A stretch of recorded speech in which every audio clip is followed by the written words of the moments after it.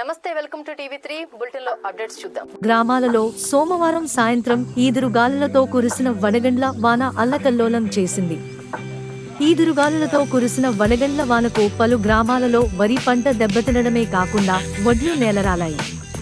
కళ్లాలలో ఆరబోసిన వరి ధాన్యం, మిర్చి తడిసి ముద్దయింది.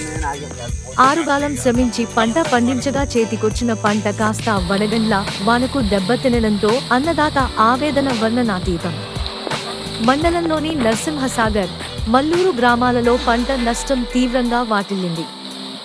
జిల్లా కలెక్టర్ ఆదేశాల మేరకు జిల్లా అడిషనల్ కలెక్టర్ చీమలపాటి మహేందర్ జీ, మంగపేట మండల వ్యవసాయ శాఖ అధికారి మేదునూరి చేరాలు, తహసీల్దార్ తోట రవీందర్, ఎంపీడీఓ భద్రునాయక్, ఏఈఓను అకాల వర్షం, వడగళ్ల వాన వల్ల జరిగిన పంట నష్టం వివరాలను మంగళవారం ఉదయం క్షేత్రస్థాయి పర్యటన ద్వారా పరిశీలించారు.